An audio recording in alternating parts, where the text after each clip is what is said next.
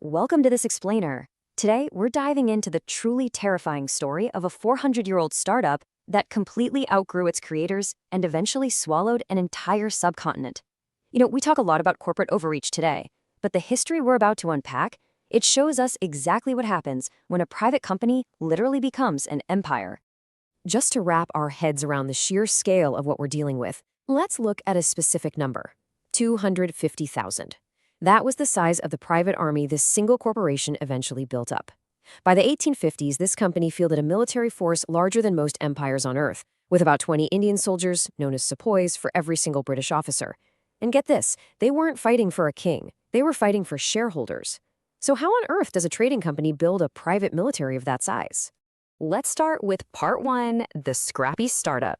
To answer that question, we have to go all the way back to the year 1600. Picture this. A desperate group of London merchants pooled together £68,000 to secure a royal charter from Queen Elizabeth for Eastern trade. It's a classic, massive David versus Goliath situation. In the 1600s, England was basically this wet, cold island of just 2.5 million people with no standing navy. They were virtually nothing on the global stage. On the flip side, you have the Mughal Empire in India. We're talking 150 million people, running fountains, jeweled elephants, and an annual income 100 times that of the English king. The Mughals couldn't even fathom that this cold little island would one day topple them. Actually, they didn't even know England existed. But, well, that changed pretty fast. The company's very first venture, led by a guy named James Lancaster, returned an absolutely incredible 300% ROI. Now, the voyage itself was horrific. Men died of scurvy, storms completely shredded the rigging, but when they finally returned in 1603 loaded with highly valuable pepper, the investors got their money back 3 times over. That massive payday secured their first real fortune and, frankly, got London completely hooked on the profit. But surviving next to the mighty Mughals, that required immense tact. As the company's early ambassador, Sir Thomas Roe, realized after spending 4 grueling years at the Mughal court, you absolutely could not use force. His big takeaway? You don't fight the Mughals. You smile, you wait, and you bribe. The startup had to survive on the margins, playing an incredibly patient game of corporate bribery and diplomacy, just biding their time for over a century while opening small factories and staying quietly in the emperor's shadow.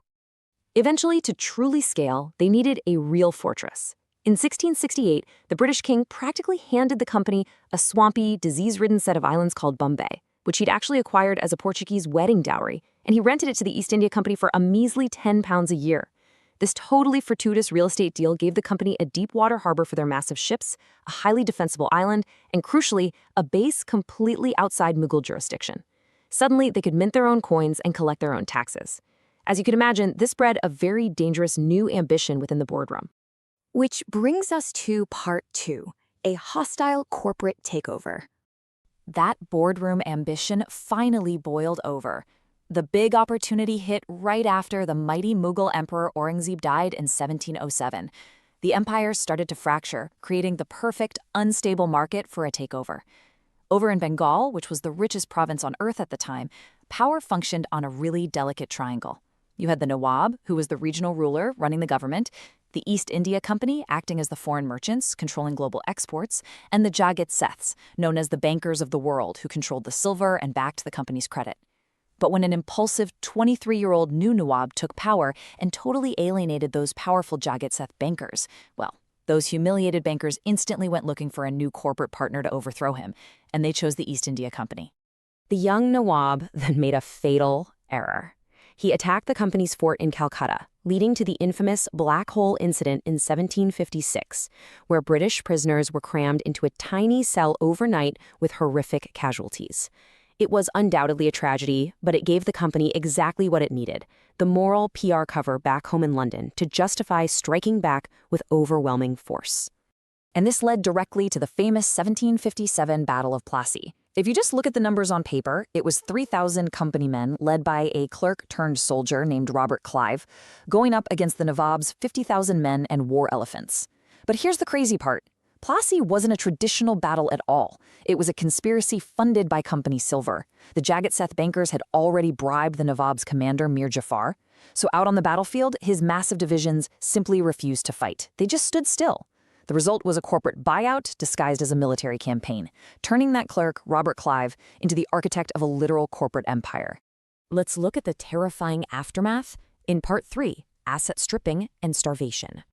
Following those early victories, the company totally dropped its facade.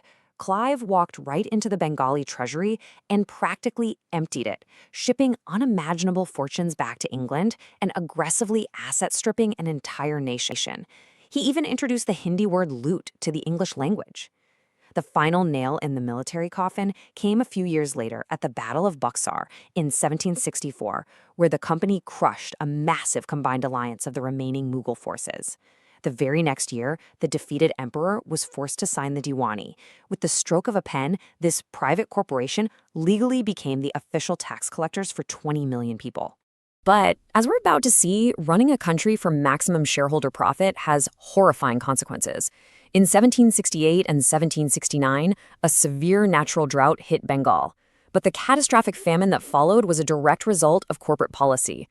Instead of helping, the company kept aggressively extracting taxes, even raising them by 10% in the hardest-hit areas just to make up for their shortfalls.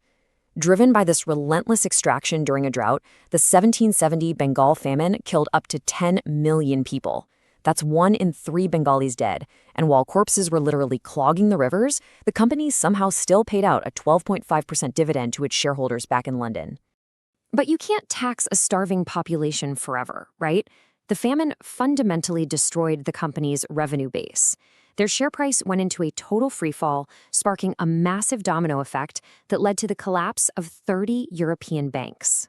The situation got so bad that in 1773, the British government had to step in with a £1.4 million bailout.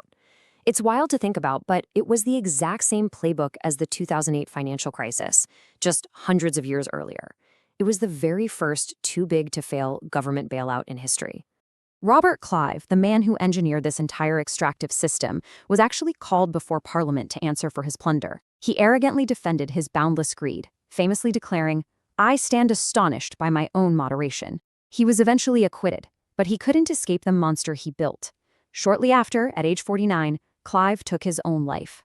His tragic end perfectly mirrored the unsustainable, monstrous nature of the corporation he had built. So, you have a company that's bankrupt, suddenly heavily regulated, and completely out of money. How does a bankrupt corporation save itself? Well, the new leader in India, Warren Hastings, took a hard look at the books and realized they desperately needed a brand new product to generate cash flow. And he found that cash flow in the poppy fields. The company forced peasants to grow opium in India on land that previously grew rice. Then, they smuggled this opium into China, deliberately getting millions addicted. Next, they extracted silver from those Chinese addicts. And finally, they used that same silver to buy the Chinese tea that Britain was so desperate for.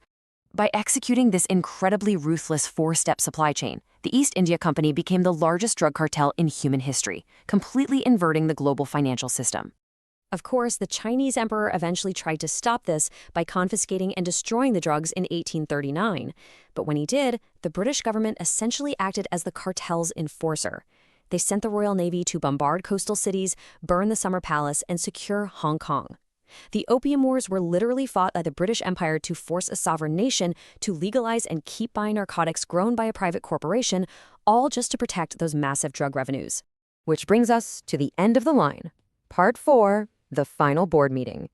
By the 1850s, the East India Company wasn't really a trading firm anymore. It was this unaccountable colonial government ruling a massive continent. But this extractive machine was about to completely implode from within. The company's mistreatment of its own enormous private army finally reached a breaking point in 1857. Rumors started spreading that the new Enfield rifle cartridges, which soldiers had to bite open, were greased with cow and pig fat.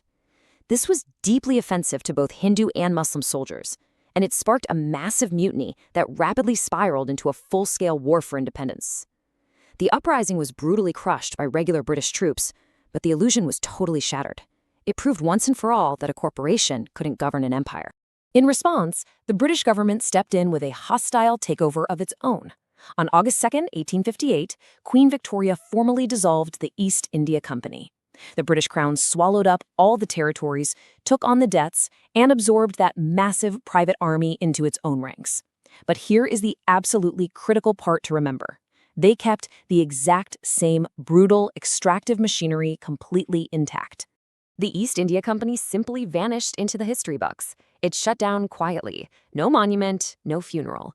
But its horrific framework of famines, resource stripping, global drug trafficking, and immense military control, that didn't die with it.